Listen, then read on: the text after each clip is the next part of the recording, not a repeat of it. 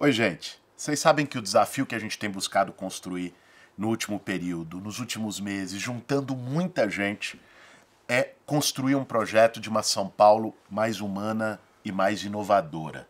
Reunindo os maiores especialistas, tanto pessoas que passaram pela gestão pública, servidores de carreira da Prefeitura de São Paulo, cabeças que estão atuando nas universidades e pensando a nossa cidade nos vários temas. Como fazer da cidade de São Paulo uma cidade com mais oportunidades? A nossa terra, que sempre foi conhecida como a terra das oportunidades, que atraiu gente do mundo inteiro, atraiu ondas de migração do Brasil inteiro para cá. Hoje, o sentimento que a gente tem é que essa São Paulo tão potente está um pouco parada no tempo. E de que São Paulo foi perdendo esse potencial e essa vocação de um polo de desenvolvimento econômico. São Paulo já foi uma grande cidade industrial. E como boa parte das grandes metrópoles do mundo se converteu numa cidade de serviços. Como fazer com que esses empregos sejam de melhor remuneração? Como fazer para que haja melhor qualificação profissional e formação de mão de obra qualificada para todas essas áreas? Como distribuir melhor nessa megalópole de quase 12 milhões de pessoas, essa cidade gigante, as oportunidades e ofertas de emprego? Foi pensando nesses desafios que a gente reuniu o nosso time de desenvolvimento econômico local. E hoje, para bater um papo, eu estou aqui com duas pessoas que têm uma história nessa área, pensando economia, também pensando a cidade.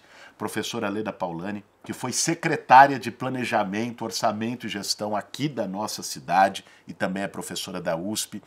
Professor Marco Antônio Rocha, que é professor de economia da Unicamp, especializado em política industrial, que já me acompanha aí de longa data, pautando essas questões, e eles estão nos ajudando a pensar esse projeto para São Paulo junto com um time. E eu queria começar tocando num ponto, Leda, que é São Paulo hoje, a sensação que dá é que o problema maior que nós temos é falta de planejamento e organização. Porque hoje o orçamento da cidade de São Paulo é um dos maiores em termos reais da história da cidade, 112 bilhões de reais. O problema não é falta de dinheiro. Dinheiro tem. Agora, não tem planejamento na execução orçamentária, na própria definição das obras, falta projeto, falta gestão, falta organização. Eu queria que você começasse trazendo para nós a importância que tem na elaboração de uma proposta consistente, com começo, meio e fim, o elemento do planejamento. Tem um pensador chileno, muito reconhecido na área de planejamento, chamado Carlos Matos.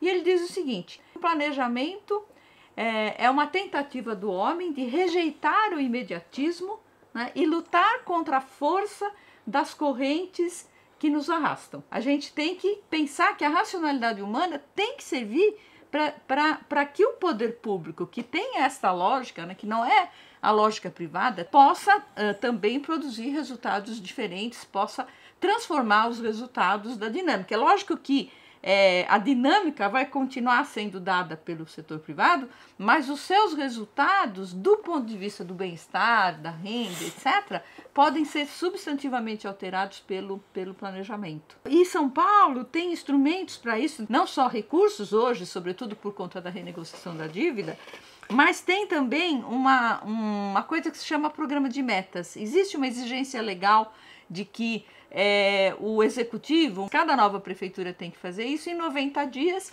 tem que dar a público o seu programa de metas. O que vai ser feito nesses 4 anos que eu vou ficar aqui?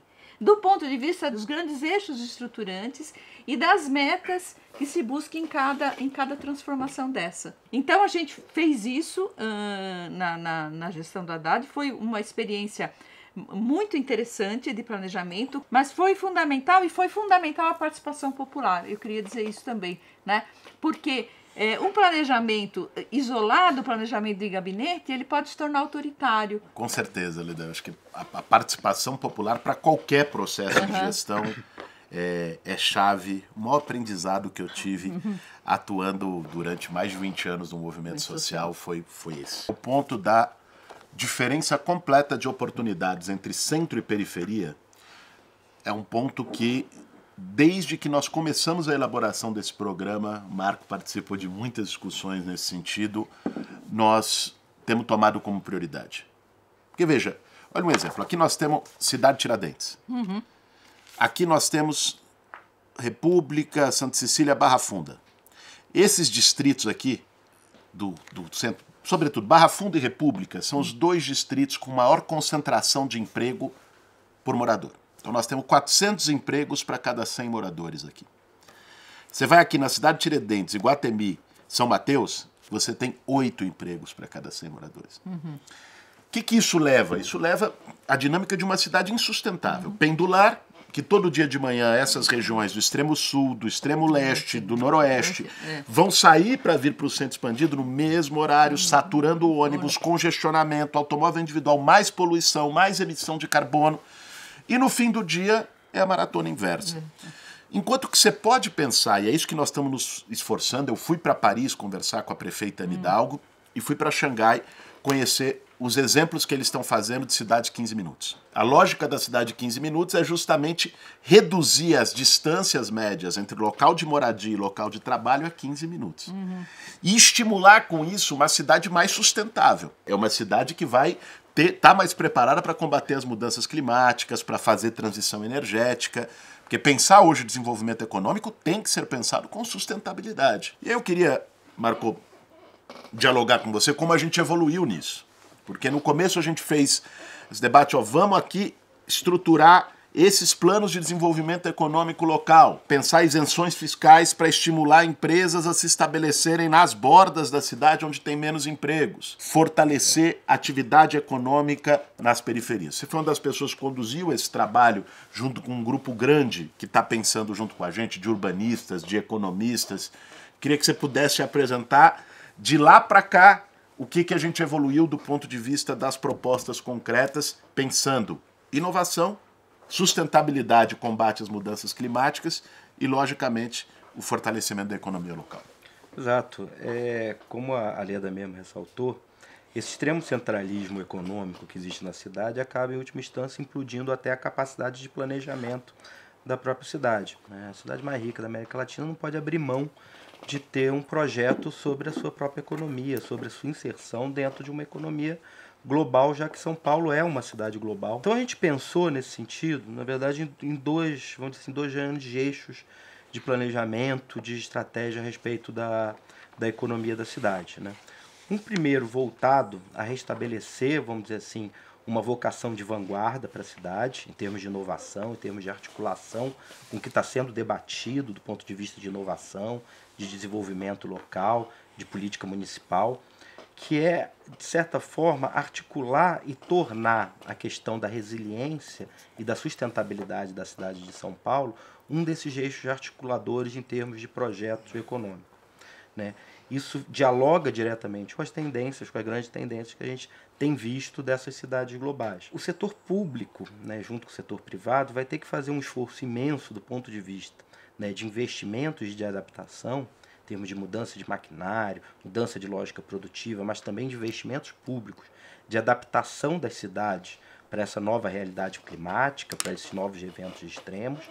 Tudo isso significa, de certa forma, um setor de serviços que se articula, né, justamente nessas novas atividades, né, desenhando, gerando aplicações de inovações na ponta, porque percebe todas essas tecnologias, todas essas soluções para a resiliência climática, elas são locais. E isso se torna um grande vetor de desenvolvimento, né, de geração de serviços sofisticados, de geração de inovações, de geração de tecnologias de ponta.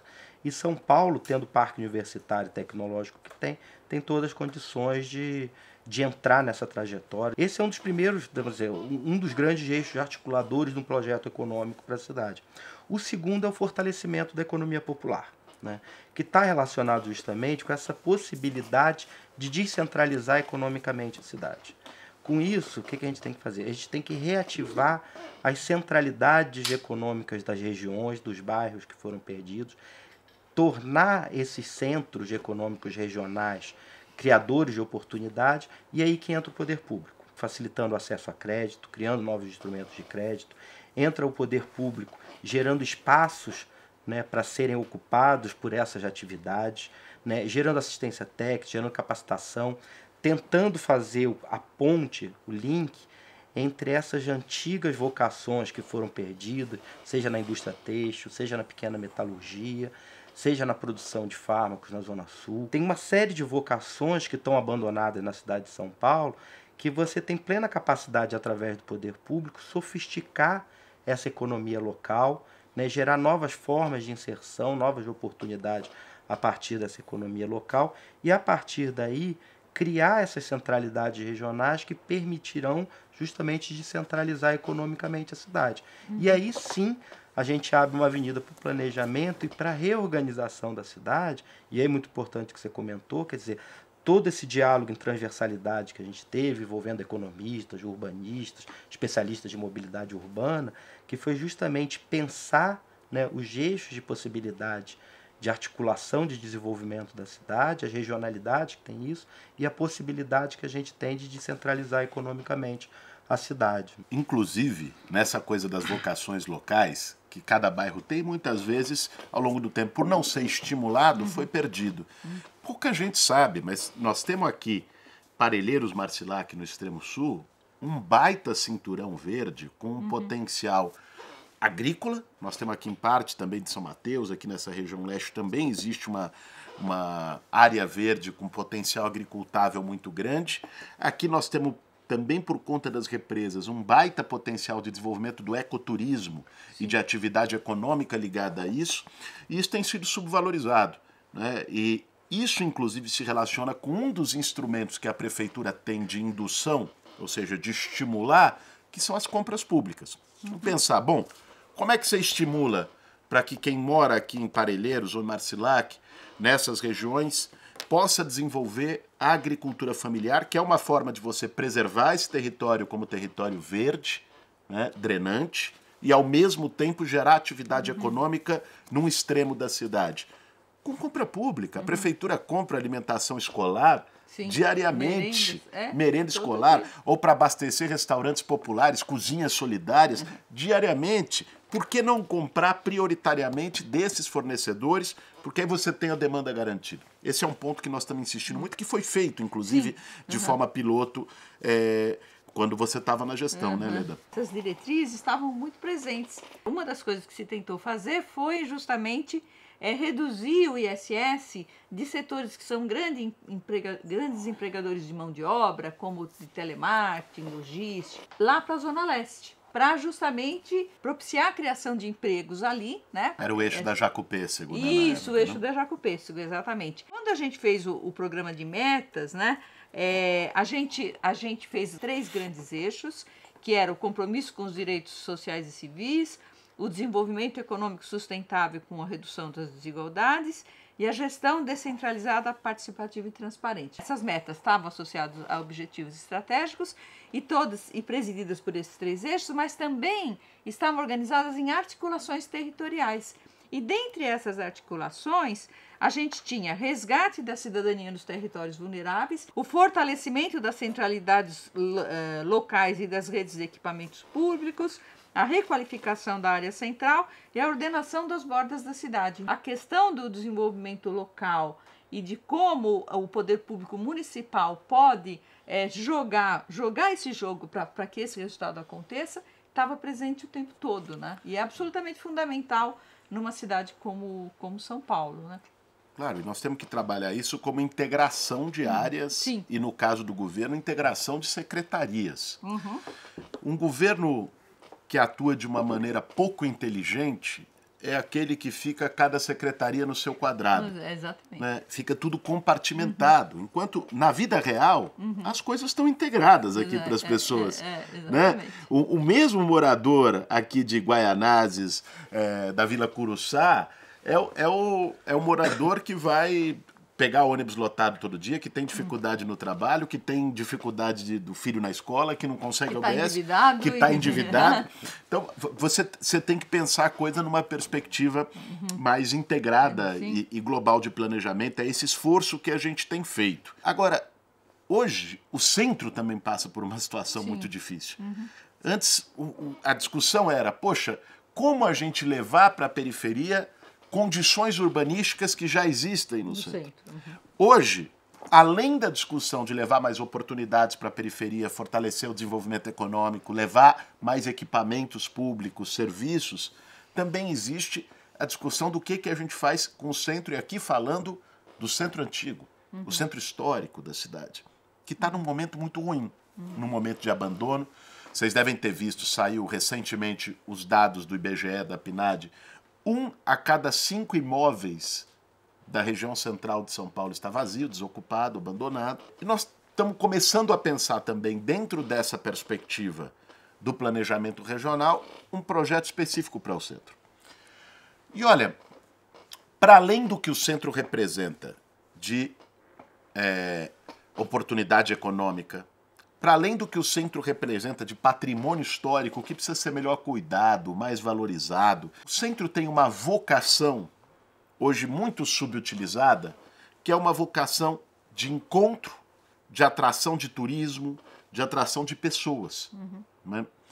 Poucas regiões da cidade de São Paulo podem se dar o luxo, por exemplo, de funcionarem 24 horas por dia. No centro antigo, sobretudo na região, se nós pensarmos o triângulo ali, não é? Sé, aquela região mais em torno da Sé, você praticamente não tem moradias. Então, ali é possível você pensar um centro 24 horas e já tem se fortalecido espontaneamente, né? Ali um conjunto de bares e restaurantes, setor de divertimento, de gastronomia, né? E que é uma vocação importantíssima para o centro. Olhe as grandes cidades do mundo. Nós estamos construindo e buscando construir um projeto que volte a dar vida para o centro histórico de São Paulo, valorizando o reaproveitamento de imóveis ociosos, seja para moradia, mas não só para moradia. Tem imóveis que estão lá abandonados há 20 anos que não cabe moradia. E às vezes, para você adaptar ele para moradia, ficaria mais caro do que construir um novo. Então você pode pensar ali coworkings, espaços de trabalho, mas você também tem, né, espaços que já estão sendo reaproveitados para moradia, para levar mais gente para o centro. Agora, isso tem que vir junto com essa vocação econômica, de economia criativa, de cultura, de lazer, de divertimento, que é um pouco a cara do centro. A gente tem construído isso no plano de governo. Eu queria te ouvir, Marco, como é que você está imaginando para a gente tirar isso do papel, que já é um esforço que está sendo feito, nesse tema das vocações do centro.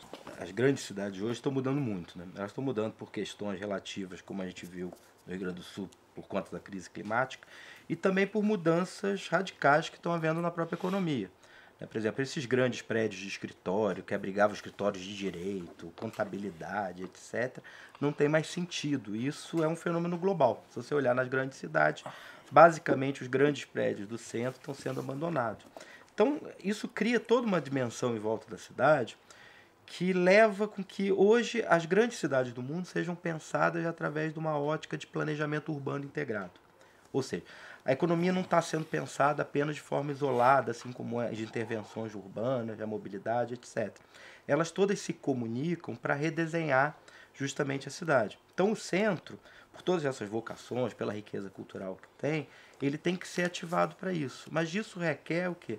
Toda uma série de intervenções de pensamento em torno do planejamento urbano que definem áreas de lazer, que criam equipamentos públicos, que criam acessos a esses imóveis já pensado nessas vocações, quer dizer, trazer equipamento público, mexer na rede de mobilidade urbana, trazer certa centralidade, certos espaços de oportunidade econômica associados a espaços de lazer, de recreação, de cultura, para tudo isso reinventar a vida local, atraindo, né, nessa ótica de planejamento urbano, as atividades econômicas vocacionadas para essa área e potencializar elas a partir justamente desse planejamento urbano integrado que a gente tem. E na periferia a gente tem uma coisa análoga, quer dizer, o enriquecimento via equipamentos públicos, o enriquecimento via equipamentos de lazer, cultura, que também abriguem centros de oportunidade econômica e que se articulem com uma rede de mobilidade, quer dizer, que de certa forma a gente vá reinventando a vida e aí junto com a vida a economia nesses cantos da cidade. Eu acho que tudo isso que o Marco falou agora, e ele falou um termo que me fez querer fazer essa observação, a reinventar a vida, né? Porque a divisão do trabalho do campo, ele tem a sua digamos, a sua especificidade. A cidade é uma divisão do trabalho levada ao limite, né? E isso implica que você também tem ganhos, né, de bem-estar. Só que para isso a população como um todo tem que ter direito à cidade. E a verdade é que a maior parte da nossa população não tem direito à cidade. Porque ele vem, trabalha, volta, dorme, vem, no outro dia trabalha, volta, dorme. No fim de semana ele assiste um futebol na TV, come uma pizza e volta na mesma coisa todos os dias da vida dele. Quer dizer, aquilo que a cidade tem de bom, tudo isso, essa vida, né, reinventada que a cidade propicia, não é um direito de todos. E a gente precisa fazer com que esse direito seja de todos e não apenas de alguns. Então, muitas das políticas, a Paulista Aberta, algumas coisas, por exemplo, no centro, às vezes, tinha espaços em que se projetava filmes na rua, em uns paredões assim, de prédio, né? E as pessoas paravam e assistiam e comentavam e tal, né? As ciclovias, enfim, uma série de iniciativas para que as pessoas sentissem a cidade, o espaço público, como um espaço de todos e não como um espaço de ninguém, porque senão a cidade vira um caleidoscópio de cidadelas privadas, cada uma fechada nos seus muros, né, tudo com segurança, e a cidade não existe, né? E aí é direito de pouquíssimos, né? O que nós estamos falando quando a gente trata do desenvolvimento econômico local é como colocar a economia de São Paulo a serviço do combate à desigualdade e do direito à cidade. Esse é o grande tema. Como você fazer com que a economia seja geradora de oportunidades para todas as pessoas, beneficie a cidade e não apenas meia dúzia. E isso significa recuperar aquilo que a cidade tem de mais vivo, que é o espaço de convivência, é o espaço de encontro, é usufruir os espaços públicos, as praças, os parques, a Paulista Aberta, os espaços de cultura. Uma cidade mais viva, mais democrática, é sempre uma cidade mais humana, melhor de se viver, mais tolerante, uma cidade com menos medo, com menos ódio. Então, dar oportunidades, compartilhar oportunidades por toda a cidade, diminuindo a desigualdade social e as desigualdades territoriais na cidade de São Paulo, está muito ligado a essa perspectiva, que é a perspectiva que nos move nessa disputa e na construção do nosso plano para São Paulo, de uma cidade humana, de uma cidade solidária e, ao mesmo tempo, inovadora. São Paulo merece estar entre as cidades mais inovadoras, com soluções mais interessantes no mundo todo, e deu essa parada no tempo. É essa perspectiva de desenvolvimento que nós queremos para a cidade e para o Brasil, e agradeço muito, Marco, Leda, pela disposição, não só desse bate-papo, mas pela construção conjunta desse projeto. Eu tenho muita confiança que nós vamos conseguir elaborar um projeto de uma cidade que mude no melhor sentido da palavra, que mude em ser uma cidade mais acolhedora, com mais oportunidades. E hoje o problema não é falta de dinheiro, é falta de eficiência, é falta de visão, de planejamento, de uma visão humanitária no trato com a cidade. Agradecer a vocês, agradecer você que acompanhou a gente também, e vamos acompanhando essas nossas conversas com especialistas sobre os vários temas das propostas que nós vamos apresentar para São Paulo.